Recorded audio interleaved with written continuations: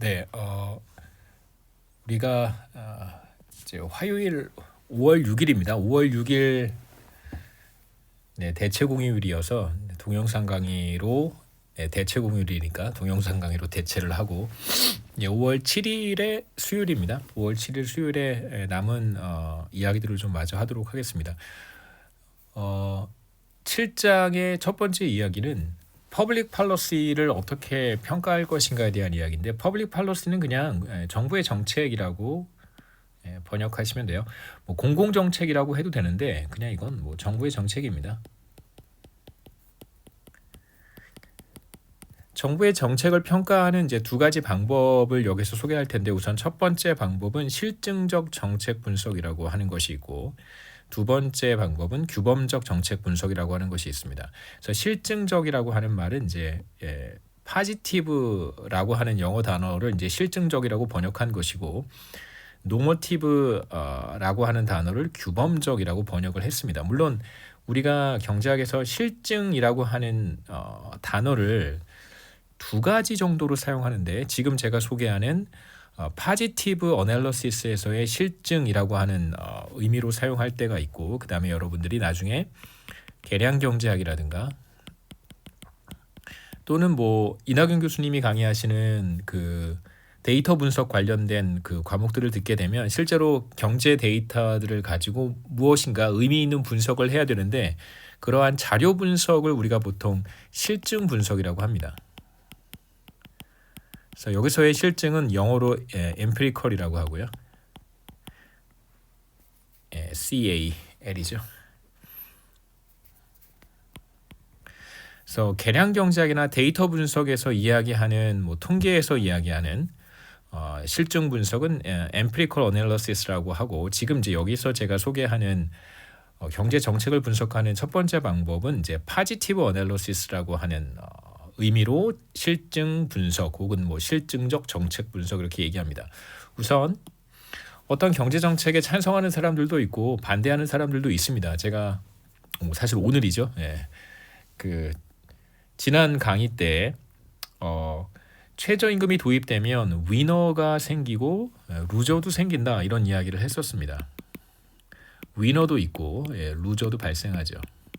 그래서 대체로 거의 모든 정책이, 뭐 예외인 경우는 찾아보기 어려울 정도로 거의 모든 정책을 도입하려고 할 때 그 정책으로부터 베네핏을 입는, 수혜를 입는 사람, 수혜자들도 반드시 있고, 동시에 이제 그 정책으로부터 피해를 입는, 손해를 입는 사람들, 루저들도 반드시 있습니다. 그렇기 때문에 어떤 정책을 찬성하는 사람들도 있고 그 정책에 반대하는 사람들도 물론 있겠죠.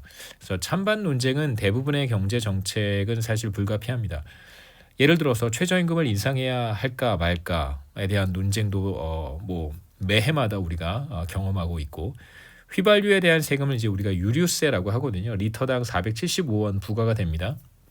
이 유류세를 기후 변화 혹은 뭐 미세먼지 뭐 등등등 온실가스 배출 이런 여러 가지 문제와 맞물려서 인상해야 되는지, 아니면 지금 경기가 좋지 못하니까 뭐 자동차를 이용할 수밖에 없는, 그러니까 생업 때문에 자동차를 이용할 수밖에 없는 사람들을 위해서 유류세를 좀 인하해 줘야 될 필요가 있다라고 하는 주장도 있을 수 있겠죠.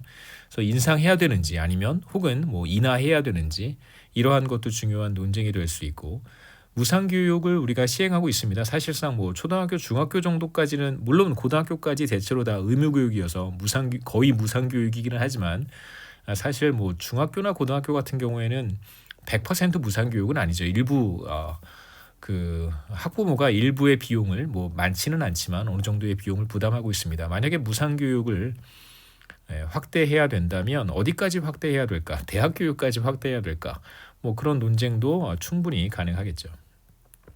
그래서 우리는 뭐 두 가지 측면에서 이러한 논쟁을 조금 더 생산적으로 바꿀 필요가 있겠죠. 뭐 소모적인 논쟁은 사실 의미가 없고, 어떤 이제 생산적인 측면에서 의미 있는 결과를 도출할 수 있다면 좋다고 생각합니다.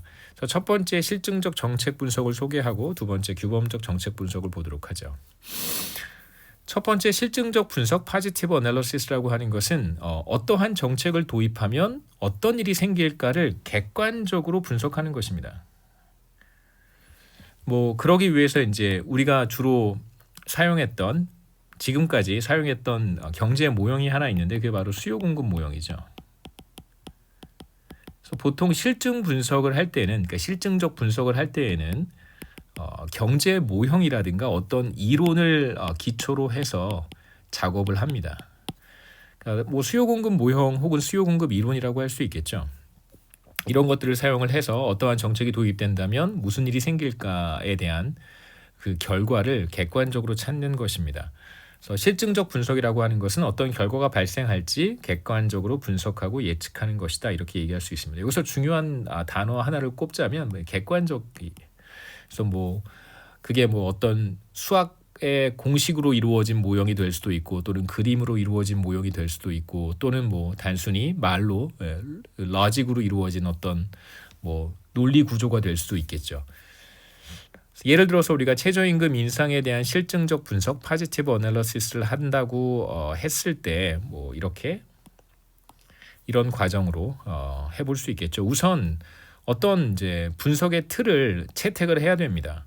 그러니까 뭐 논쟁이 불가피할 테니까 상대방이 납득할 만한 물론 이제 내가 주장을 하는 것이죠. 상대방이 납득할 만한 뭔가 공감대를 가질 수 있는 컨센서스가 있는 분석의 틀을 사용하는 것이 좋아요. 그래서 뭐 이게 사실 최선이라고 말할 수는 없지만 수요 공급 모형이 최선이라고 말할 수는 없지만 노동시장이 수요 공급 모형에 의해서 설명될 수 있다라고 하는 이제 컨센서스는 어느 정도 있으니까 물론 받아들이지 않는 사람들도 있습니다만 그래서 이러한 모형을 채택을 하고요.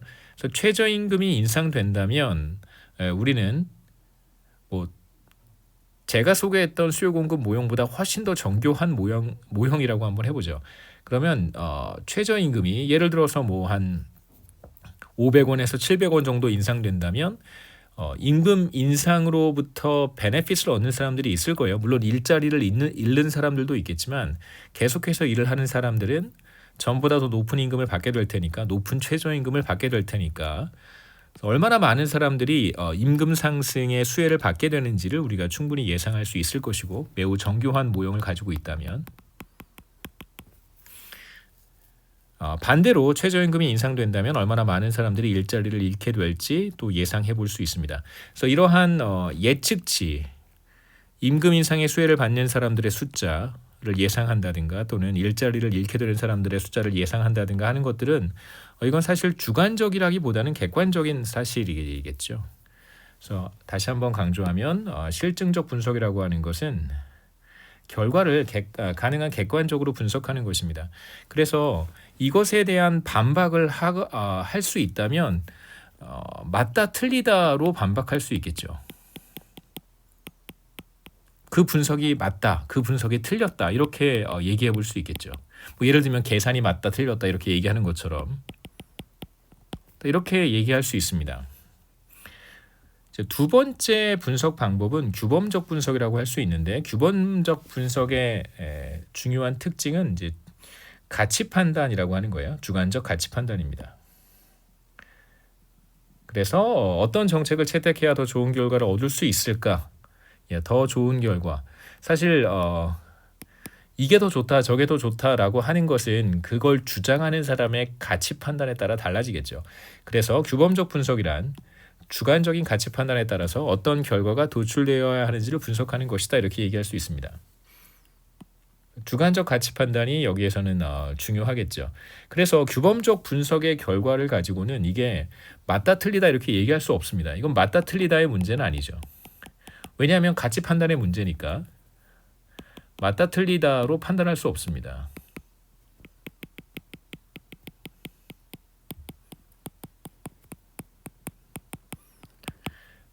최저임금의 예를 다시 한번 생각해 보죠.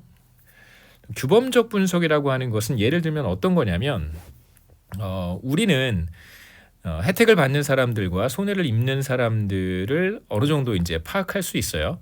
근데 이제 최저임금을 인상해야 된다라고 주장을 한다면 사실 어떤 주장을 하느냐는 뭐 그 사람이 무엇을 더 크게 보느냐에 따라 달라지겠죠. 우선 혜택을 받는 사람들이 더 많다. 그래서 총편익이 더 크다고 판단이 된다면 그렇다면 뭐 최저임금을 인상해야 된다라고 주장할 수 있겠죠. 그래서 어떤 사람은 뭐 나의 가치 판단에서 어떤 사람은 저임금 근로자들이 얻게 되는 편익을 더 크게 볼 수도 있을 것이고요. 반대로 또 어떤 사람은 손해를 입는 사람들, 다시 말하면 뭐 자영업자라든가 기업이라든가 임금을 지급해야 되는 사람들의 비용을 더 크게 볼 수도 있겠죠. 그렇다면 이러한 사람들은 최저임금 인상에 반대할 것입니다.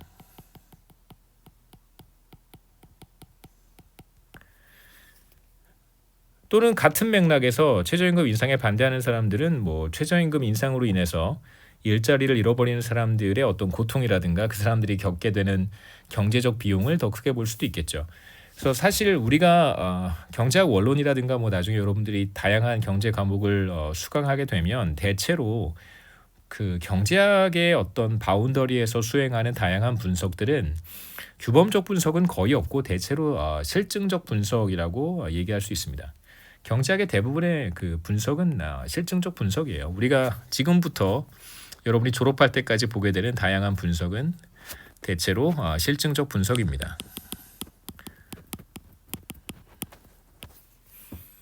그 결과를 바탕으로 뭐 각자가 어떤 가치 판단을 하느냐에 따라서 어떤 특정한 정책을 강력하게 지지할 수도 있고 또는 정반대로 어떤 특정한 정책을 강력하게 반대할 수도 있겠죠. 이어서 이제 효율성과 형평성에 대한 이야기를 해보도록 하겠습니다. efficiency가 효율성이고요. 그 다음에 equality가 형평성입니다. 뭐 같은 맥락에서 이야기해 보면 물론 제가 효율성과 형평성을 정의하겠지만 경제학은 대체로 실증적 분석에 초점을 맞추고 있다고 말씀을 드렸고 그 다음에 경제학은 이제 효율성과 형평성 중에서도 대체로 효율성에 초점을 맞추는 학문이라고 할 수 있습니다. 물론 형평성을 완전히 무시하는 것은 아니지만 상당히 많은 부분 효율성에 초점을 두고 분석을 해요. 효율성과 형평성의 차이가 무엇인지 한번 보도록 하겠습니다. 우선 효율성에 대한 이야기를 하기 위해서는 경제적 잉여가 무엇인지 한번 여러분 다시 기억을 리프레시해 볼 필요가 있습니다. 경제적 잉여라고 하는 것은 바로 총편익에서 총 비용을 차감한 것이죠. 총편익 마이너스 총비용입니다. 근데 뭐 여기에서 총자는 뭐 빼도 상관없죠. 편익에서 비용을 차감한 것이 바로 경제적 잉여라고 할 수 있어요.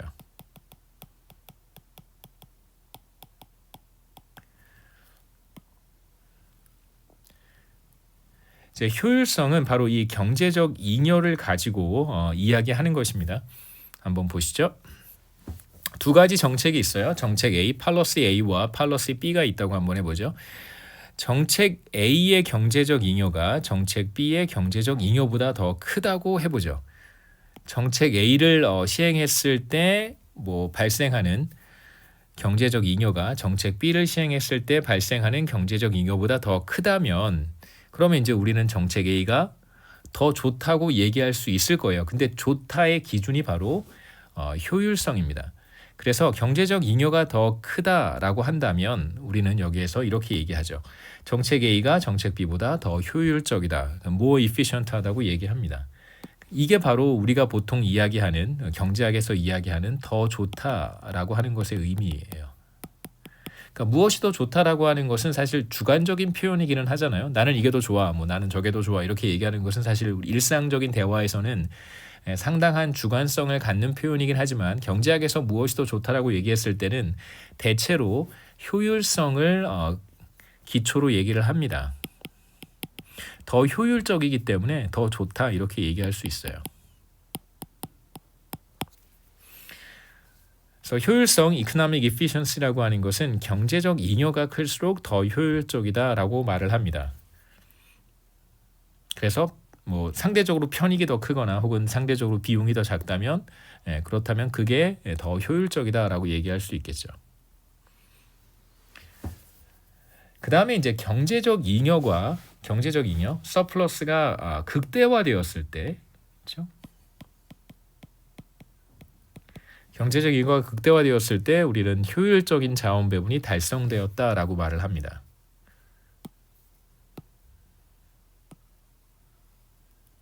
효율적인 자원 배분이란 경제적 잉여가 극대화되는 자원 배분이란 뜻이겠죠. 그래서 efficient outcome을 보통 뭐 결과라고 번역하지 말고 그냥 자원 배분이라고 생각하면 됩니다. 이거 그냥 allocation, 물론 이제 보통 우리가 자원 배분이라고 할 때는 allocation을 뜻하고요. 뭐 outcome이나 allocation이나 비슷한 의미로 사용하니까요. 효율적인 자원 배분이라고 하는 것은 자원 배분 결과 경제적 잉여가 극대화되었을 때 효율적인 자원 배분이 달성되었다고 말합니다. 여기서 자원 배분의 배분이라고 하는 단어와 분배라고 하는 단어는 구분하셔야 됩니다. 분배는 영어로 distribution이라고 해요. 우리가 두 번째로 보려고 하는 형평성, 여기 equity가 있죠. 이 바로 형평성과 관련되는 것이 바로 분배예요. 형평성의 이슈, 형평성과 관련된 이슈입니다.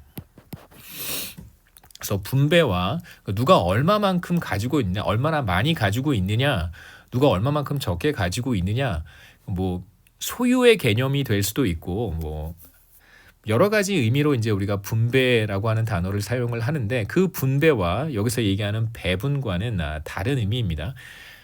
우리가 후반부에 가서 7장 후반부에 가서 자원 배분에 대한 이야기를 굉장히 자세히 할 거예요. 그래서 그때 가서 제가 분배와 배분의 차이를 조금 더 명확하게 설명해 드리도록 하겠습니다. 우선 경제적 잉여가 이코노믹 파이라고 한다면 뭐 저희 동네에 호두파이가 있어요. 설해마을 호두파이라고. 저희 동네에 있는 호두파이 가게인데 뭐 꽤 유명한 호두파이 가게입니다. 꽤 유명해요. 맛있다고 유명합니다. 경제적 잉여가 이코노믹 파이라고 한번 가정해 본다면 파이의 크기를 측정하는 지표가 바로 경제적 잉여라고 할 수 있겠죠. 그래서 경제적 잉여가 크다라고 한다면 파이가 큰 거예요. 설해마을 호두파이에서 더 큰 호두파이를 판매한다면 설해마을 호두파이가 more efficient한 거죠. 그래서 경제적 잉여가 더 크기 때문에 파이가 더 크다면 그건 더 효율적인 것이죠. 그 다음에 두 번째로 가장 큰 호두파이가 바로 효율적인 자원 배분 또는 효율적인 자원 배분이 달성된 상태를 의미합니다. 가장 큰 호두파이, 경제적 잉여가 극대화된 상태라고 할 수 있겠죠. 그래서 여기서는 여러분 그 어떤 용어의 정의와 개념 정도만 이해하시고 후반부에 가서 제가 효율적 자원 배분은 조금 더 구체적으로 설명하도록 하겠습니다. 효율적 자원 배분이 달성되었다고 해서 모두가 행복해지는 것은 아닙니다. 제가 우버의 예를 들어서 설명을 해드리겠습니다. 우선 최저임금의 경우에 제가 설명드렸던 것처럼 바로 이 슬라이드죠. 경쟁 시장에 최저임금이 도입되면 어떤 사람들은 임금 인상의 수혜를 받고 또 어떤 사람들은 일자리를 잃게 됩니다. 그래서 위너가 존재하고 루저도 존재합니다. 그래서 어떤 경제 정책이든 대부분의 경우에 그렇지 않은, 아까도 말씀드렸지만 그렇지 않은 경우를 찾아보기 어려울 정도로 혜택을 받는 사람도 있고 손해를 입는 사람도 있습니다. 위너와 루저가 나뉘어지게 되죠. 하나의 예로 우버를 생각해 보겠습니다. 말씀드렸듯이 우버는 자기 자동차를 가지고 있는 사람이 이제 일종의 이제 라이드 서비스를 제공하는 일종의 플랫폼이라고 할 수 있겠죠. 국내에서는 시행되고 있지는 않습니다. 국내에서는 택시 면허가 있어야지만, 택시 라이센스가 있어야지만 사실 라이드를 주는 서비스를 할 수 있기 때문에 돈을 받고 누군가를 태워주는 서비스는 사실 택시 라이센스가 있어야만 가능합니다. 근데 우버는 전혀 이제 그렇지 않죠. 택시 라이센스가 없어도 그냥 그 돈을 받고 사람을 태워줄 수 있는 그런 서비스입니다. 만약에 이러한 서비스가 실제로 서울시에 도입이 된다면, 그렇다면 이제 위너와 루저가 갈라질 거예요. 우리가 충분히 어떤 사람이 위너가 되고 어떤 사람이 루저가 될지를 충분히 아이덴티파이 할 수 있습니다.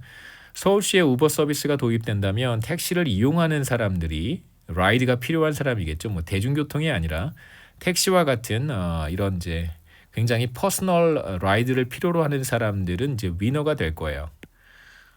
바쁠 때 택시 잡기가 쉽지 않은데 혹은 비가 오거나 아니면 뭐 그쵸, 최근처럼 또 서울시 버스 노조가 임금 인상을 위해서 또 파업을 할 때 준법 투쟁을 하는 그런 상황이라고 한다면 배차 간격이 이렇게 길어지고 버스를 잡는 것이 또는 뭐 지하철도 가끔 파업을 할 때가 있잖아요. 그럼 지하철을 잡는 것이 어렵다면 이제 택시를 이용할 수밖에 없는데 그때 만약에 우버 서비스가 어베일러블 하다고 한다면 이 사람들은 당연히 위너가 될 거예요. 반대로 우버와 경쟁을 해야 되는 개인 택시 사업자들과 그 다음에 택시 회사는 루저가 되겠죠. 똑같이 길거리에서 이렇게 손님을 찾기 위해서 이렇게 돌아다닐 텐데 전부 다 사람을 찾는 것이 더 어려워질 테니까요.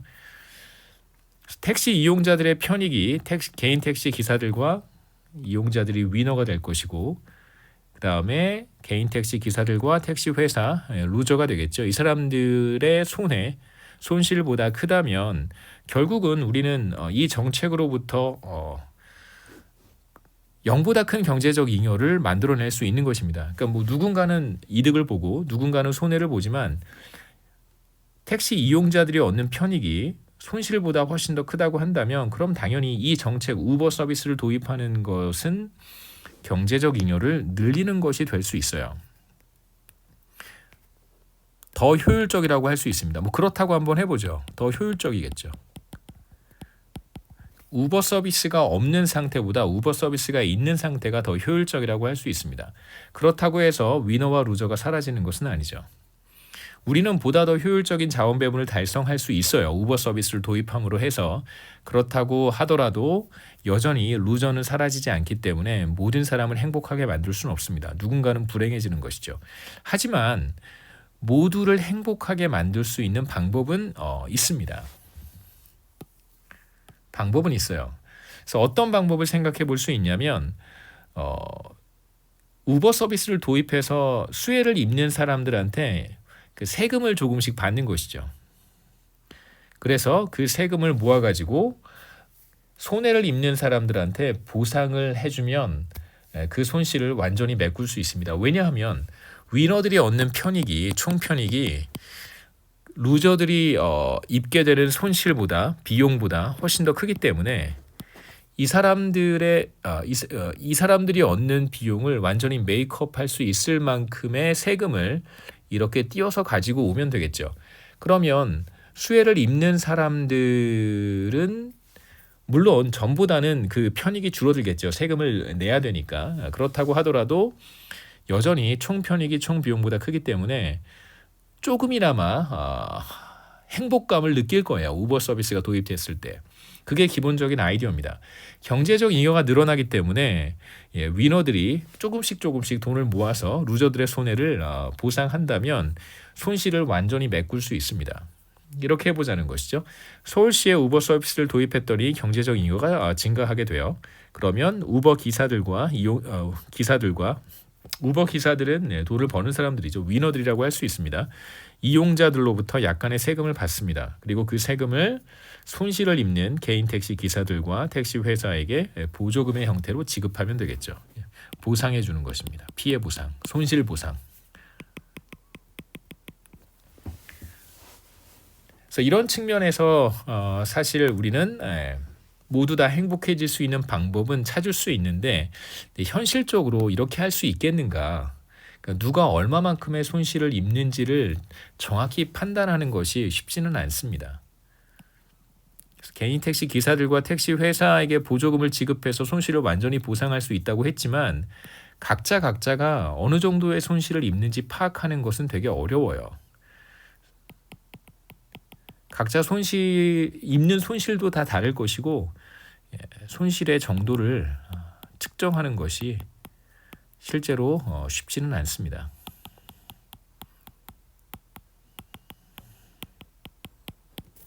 어렵습니다. 두 번째 효율성에 대응되는 개념이라고 할 수 있는데 형평성이라고 하는 에쿼티는 어떤 정책을 통해서 분배 구조가 개선되었다면 디스트리뷰션이라고 할 수 있겠죠. 그래서 어떤 정책이라고 하는 것은 여기 제가 지금 말씀드렸던 것처럼 위너들로부터 조금씩 돈을 모으는 거죠. 그렇죠? 이게 하나의 정책이라고 할 수 있습니다. 그래서 우버 서비스를 도입하는 것도 하나의 정책이고 도입한 이후에 이제 위너와 루저가 갈라질 테니까 위너들에게 조금씩 뭐 수수료의 형태이든 뭐 세금의 형태이든 돈을 받아서 피해를 입는 사람들한테 보상을 해주는 그러한 정책, 이런 정책을 통해서 사실 우리는 분배 구조를 개선할 수 있는 것이죠. 그래서 만약에 이렇게 해서 분배 구조가 개선되었다면 사실 세금을 걷어서 손실을 입는 사람들에게 보상해 주는 정책은 형평성을 제고했다고 말할 수 있습니다. 그래서 여기서 형평성이라고 하는 것은 어떤 정책을 통해서 분배 구조가 개선되었다면 해당 정책은 형평성을 제고했다고 말할 수 있습니다. 그래서 형평성은 사실 어떻게 나누는가의 문제라고 할 수 있겠죠. 코드 파일을 어떻게 나눌 것인가에 대한 문제입니다. 그 다음에 사실상 더 중요한 것은 뭐 호드 파일을 어떻게 잘라야 될지 잘 모르겠지만 뭐 잘 자르면 뭐 한 그 피자보다는 조금 더 조각이 많이 나오는 것 같아요. 피자보다는 한 12조각 정도 나오나요? 네. 호드 파일은 이제 피자보다 조금 더 그 작게 슬라이스를 만드니까 12조각 정도 나온다고 한번 해보죠. 그런데 이 분배 구조라고 하는 게 이것도 사실상 그렇게 단순한 문제는 아닙니다. 뭐 제 전공 분야는 아니어서 뭐 더 깊게 말씀드리기는 어렵겠습니다만, 그런 문제는 한 사람이 11조각을 먹고 12명이 있다고 한번 해보죠. 12명의 사람이 있는데 한 사람이 11조각을 먹고 나머지 11명이 한 조각을 나눠 먹어야 되는 상황이 되었다라고 하면 이건 뭐 그냥 누가 생각해도 사실 분배 구조가 매우 나쁜 거잖아요. 근데 문제는 이거 그냥 뭐 분배 구조가 좋지 않은 상태임에도 불구하고 만약에 이 11명의 사람들의 별로 불만이 없다면, 그렇다면 사실 분배 구조를 개선하는 것이 큰 의미가 있을까, 이런 생각도 우린 해볼 수는 있습니다. 그러니까 무엇이 더 나은 분배 구조냐, 어떤 상태가 더 나은 분배 구조냐라고 하는 문제는 그 사회 구조에 따라서 또 다르기 때문에 사실 그 형평성의 문제는 그런 측면에서 대단히 어렵다고 볼 수 있어요. 물론 많은 사람들은 이갈리테리언이즘을 되게 좋아하겠죠. 이갈리테리언이즘은 그 완전한 평등 상태겠죠. 평등. 평등주의가 분배 구조가 분배 구조에 아무런 문제가 없는 상태, 완벽한 상태라고 생각할 수도 있겠죠.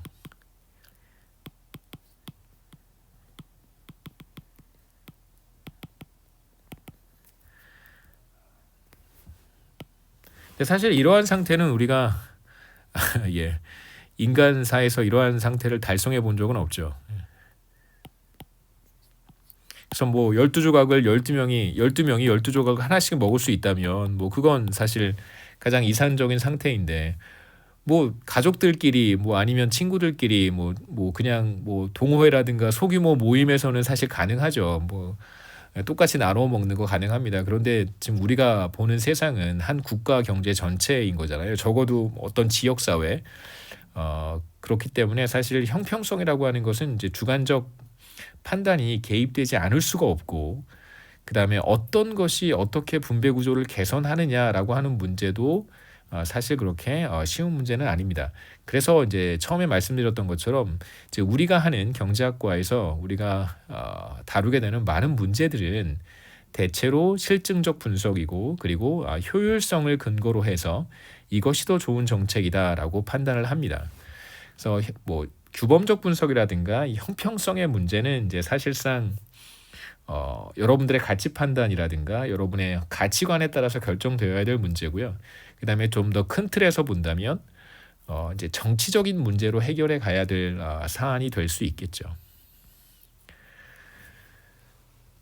두 번째 이슈는 바로 경제적 잉여를 측정하는 것입니다. 이코노믹 서플러스는 뭐 전에도 잠깐 사실 오늘입니다. 오늘 오전에도 잠깐 얘기했지만 이건 이제 소비자 잉여와 생산자 잉여의 합으로 구성이 되겠죠. 그래서 여기에서는 제가 소비자 잉여를 먼저 소개를 하고 이어서 생산자 잉여를 소개한 다음에 이 둘을 합친 것이 바로 경제적 잉여다라고 얘기하겠습니다.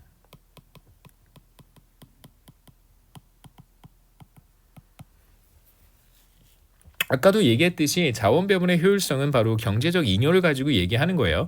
경제적 잉여가 더 크다면 그게 더 효율적인 것이고 경제적 잉여가 극대화가 되었다면 그건 효율적인 자원 배분을 달성한 거예요. 이보다도 좋을 수 없는 상태인 것입니다. 그렇다면 경제적 잉여를 어떻게 측정할 수 있을까? 어떻게 측정해야 될까? 여기에서는 그 측정하는 방법을 알아보겠습니다. 소비자 잉여에서 출발을 하고요. 컨슈머 서플러스라고 합니다. 이어서 생산자 잉여, 프로듀서 서플러스를 보도록 하죠. 소비자 잉여는 여러분 감을 잡았을 수도 있을 텐데 우리가 수요 곡선 갖고 얘기하는 거고요. 그 다음에 생산자 잉여는 바로 공급 곡선을 갖고 이야기하는 것입니다. 그래서 우리는 수요 곡선부터 시작해 보죠. 소비자 잉여, 컨슈머 서플러스라고 하고 소비자들이 자신의 한계 편익보다 낮은 가격을 내고 상품 서비스를 구입할 때 얻는 경제적 잉여를 소비자 잉여라고 합니다. 그래서 소비자 잉여는 바로 자신의 한계 편익과 시장에서 결정된 가격 사이의 차이로 측정을 해요. 이건 한계 편익은 소비자가 주관적으로, 여기서 주관적이라고 하는 건 규범적 분석의 주관성이 아닙니다. 각자 자신이 가지고 있는 가치란 뜻이죠. 주관적인 한계 편익과 시장에서 결정된 가격 사이의 차이라고 할 수 있어요. 뭐 전에도 우리가 2장에서 제가 몇 번 얘기했었는데 실제로 여러분들이 뭐 제가 조금 있다가 청바지 예를 소개하겠지만 어디 백화점에 가서 혹은 뭐 쇼핑몰에 가서 청바지를 하나 구입을 했어요. 구입을 했다는 그 사실 자체가 바로 여러분은 소비자 잉여를 일부 얻은 것입니다. 내가 청바지 하나를 구입할 때 예를 들어서 8만 원을 낼 용의가 있는데 실제로 청바지 가격은 5만 원밖에 안 해요. 8만 원까지 낼 수 있는 나의 지불 용의 금액이 8만 원인데 어떤 청바지를 봤습니다. 마음에 드는 청바지를 봤어요. 네, 8만 원까지 낼 수 있는데 실제로 그 청바지의 가격이 5만 원이라고 한다면 그렇다면 나는 이 둘의 차이인 3만 원만큼의 소비자 잉여를 얻었다라고 얘기하는 것입니다. 그래서 바로 지금 보려고 하는 내용은 요거예요. 요거. 나의 지불 용의 금액이 바로 한계 편익이겠죠. 자신의 한계 편익, 주관적이란 뜻입니다. 바로 지불 용의 금액과 같습니다. 내가 낼 용의가 있는 최대 금액이죠.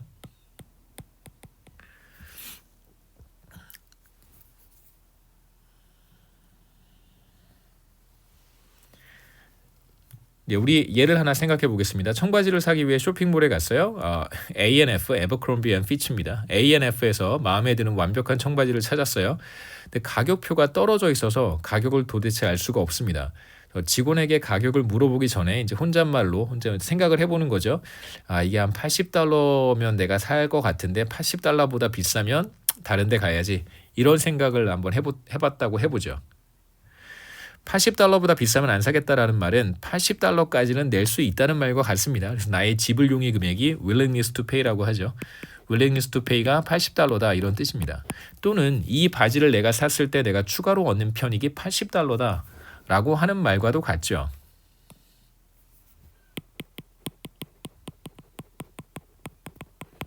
한계 편익이 $80 또는 지불 용의 금액이 $80다 이런 뜻과 같습니다. 직원한테 물어봤더니 직원이 청바지 가격이 $50라고 얘기해 줬어요. 그러면 여러분은 물론 뭐 다른 대안들도 있을 수는 있겠지만 이제 그 청바지를 살지 말지 결정을 할 때 만약에 청바지를 산다면 그럼 여러분은 $30만큼의 이득을 얻게 됩니다. 이 $30는 여러분의 지불 용의 금액 $80와 실제 지불하는 가격 $50 사이의 차이가 되겠죠. 여러분이 얻는 이득은 $30가 돼요. 이걸 바로 청바지 하나 구매로부터 얻는 소비자 잉여라고 얘기할 수 있습니다. 사실 구체적으로 청바지 한 개 구매로부터 얻는 소비자 잉여입니다. 소비자 잉여라고 하는 것은 자신의 지불 용의 금액 또는 한계 편익이라고 할 수 있겠죠. 지불 용의 금액보다 낮은 가격으로 상품 또는 서비스를 구입할 때 얻는 이득이에요. 그래서 우리가 앞서 2장에서 봤듯이 수요 곡선은 한계 편익 곡선과 같다고 얘기했습니다. 그러면 이제 수요 곡선을 그려놓고 가격과 비교해서 본다면 그림으로 소비자 잉여를 찾아볼 수 있겠죠. 그래서 그림을 한번 보죠. 붉은색 직선이 곡선이 바로 수요 곡선입니다. 그래서 이걸 우리가 수요 곡선이라고 불러도 되고 또는 한계 편익 곡선이라고 불러도 되죠.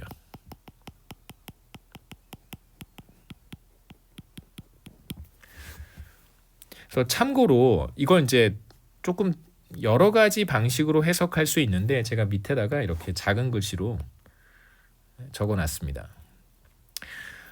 시장 수요 곡선이라고 생각해 본다면 이 수요 곡선이 디맨드가 시장 수요 곡선이라고 한다면 청바지 시장에서의 수요 곡선이겠죠. 그럼 이제 나의 개인적인 수요 곡선이 아니라 청바지를 구매하고자 하는 사람들 전체의 수요 곡선일 거란 말이에요. 이제 그렇다면 이제 이렇게 생각해 보자는 거예요. 한 사람당 하나씩 청바지를 구입한다라고 한번 해보죠. 사실 한 사람이 두세 개 구입할 수도 있겠지만 1인당 한 개씩 산다고 한번 해보죠. 그러면 굉장히 많은 사람들이 있잖아요. 청바지 시장에 청바지를 사고자 하는 사람들은 굉장히 많이 있을 거예요. 그럼 굉장히 많은 사람들 중에서 청바지를 굉장히 필요로 하는 사람이 있을 수 있고 이미 갖고 있는 청바지가 되게 많아서 굳이 청바지를 또 내가 하나 더 살 필요가 있을까라고 생각하는 사람들도 있겠죠. 청바지를 매우 필요로 하는 사람의 경우에는 청바지 한 벌에 지불할 용의가 있는 금액이 꽤 높을 거예요. 그래서 1인당 한 개씩 구입한다고 가정을 하고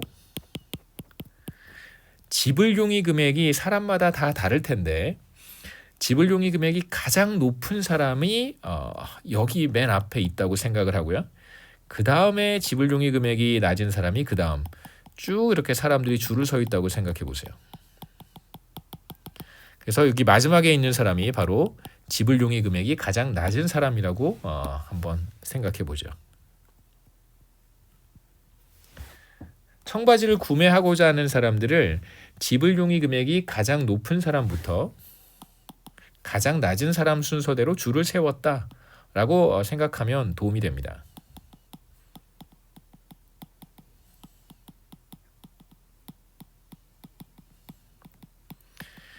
지불 용의 금액이 가장 높다는 얘기는 다른 말로 하면 한계 편익이 가장 높은 사람이겠죠. 거의 청바지가 없거나 여러 가지 이유로 인해서 청바지 한 벌로부터 청바지 하나를 구입했을 때 내가 추가로 얻는 편익이 매우 큰 사람이 바로 첫 번째 있는 사람이라고 한번 해보죠. 두 번째 있는 사람은 그 다음 이렇게.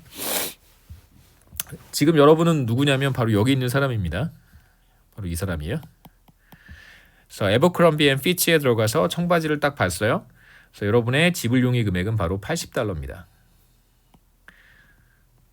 여기 있는 사람이니까 $80까지 낼 용의가 있는데 실제로 시장에서 결정된 가격은 $50라고 한번 해보자.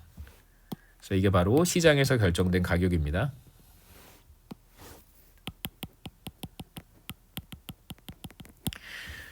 청바지 하나 구입할 때 내가 얻는 추가적인 편익은 $80인데 실제로 지불하는 가격은 $50니까 나의 소비자 잉여는 컨슈머 서플러스는 바로 이 두 값의 차이가 되겠죠. 이게 바로 여기 있는 사람의 소비자 잉여라고 할 수 있습니다. 또는 청바지 한 벌로부터 발생하는 소비자 잉여 이렇게 얘기해도 괜찮겠죠. 정리하면 어떤 소비자가 청바지를 하나 살 때 싱글 퍼체이스예요. 청바지 하나만. 이 사람만 생각하셔야 됩니다. 왜냐하면 다른 사람들도 다 청바지를 사잖아요. 여기 있는 사람은 이제 우리가 다음 슬라이드에서 얘기할 거예요. 나머지 사람들은 우리가 다음 슬라이드에서 보고 지금은 이 사람만 생각을 해보죠. 이 사람만 생각하겠습니다. 이 사람이 얻는 소비자 잉여는 한계 편익 $80와 가격 $50 사이의 차이인 $30가 됩니다. 그런데 실제로 이 사람만 청바지를 사는 게 아니겠죠. 여기 있는 모든 사람이 청바지를 실제로 구입할 거예요. 왜냐하면 자신의 한계 편익이 시장 가격보다 크기 때문에 그래요. 다시 말하면 200명이 물론 1인당 한 개씩 구입한다고 했으니까 200개라고 해도 괜찮고 200명이라고 해도 괜찮겠죠. 네. 1인당 한 개씩 구입한다고 했으니까 그럼 200번째에 있는 요 사람까지는 청바지를 구입하겠죠. 이게 200번째 사람입니다.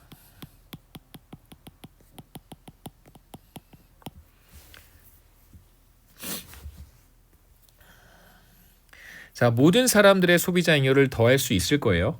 첫 번째 있는 사람의 소비자 잉여는 바로 첫 번째 사람의 지불 용의 금액을 120달러라고 한번 해보죠. 여기 있었던 사람, 이 사람의 한 개 편익 또는 지불 용의 금액이 120달러라고 한번 해보죠.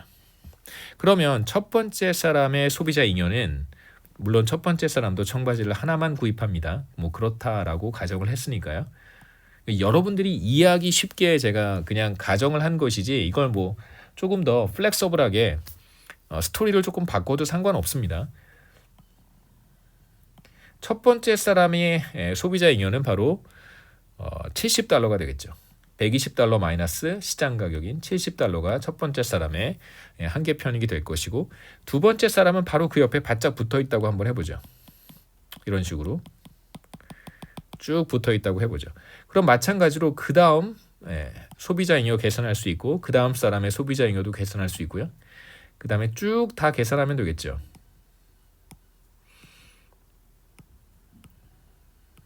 이렇게 다 계산할 수 있습니다. 그렇다면 실제로 거래가 되는 구입하는 청바지의 개수 혹은 구입하는 사람의 숫자는 200이라고 했으니까요. 여기 있는 사람, 마지막에 구입한 사람은 사실상 자신의 한 개 편익과 청바지의 가격이 같으니까 마지막에 있는 사람의 요 사람의 소비자 잉여는 0이 되겠죠. 이 사람의 한 개 편익은 50달러고요. 지불하는 가격도 50달러가 될 테니까요. 이렇게 얘기해 볼 수 있습니다. 그렇다면 실제로 시장에서 청바지를 구입하는 사람들은 모두 여기 있는 사람들이고 이쪽에 있는 사람들은 청바지를 구입하지 않습니다. 왜냐하면 자기의 한 개 편익이 시장 가격보다 낮기 때문에 그래요. 20달러밖에 난 낼 용의가 없는 사람이 어떻게 50달러짜리 청바지를 사겠어요? 안 사겠죠.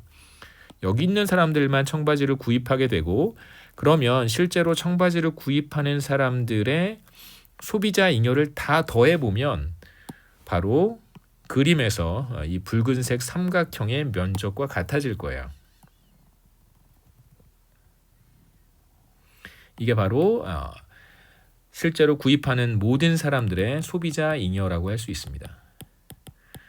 우리 교재에는 total consumer surplus라고 되어 있는데 총 소비자 잉여라고 굳이 얘기하지 않아도 괜찮아요. 그냥 이거 소비자 잉여라고 합니다. 제가 아까 청바지 하나로부터의 소비자 잉여 앞에 한번 돌아가 볼까요?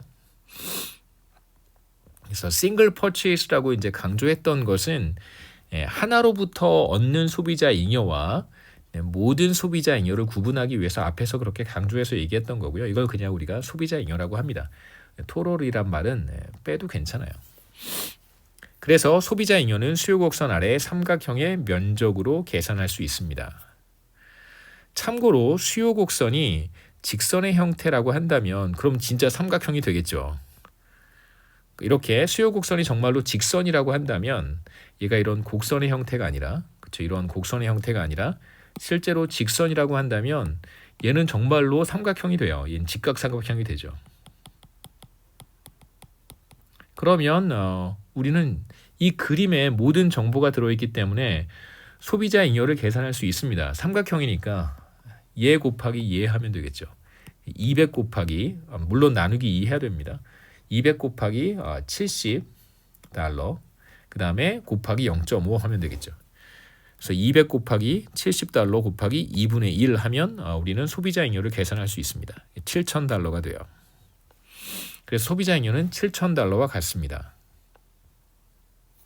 이렇게 해서 계산할 수 있겠죠. 네, 30분짜리를 2개 만드는 게 나을 것 같아서 잠깐 쉬었다가 생산자 잉여 다음 영상에서 시작하겠습니다.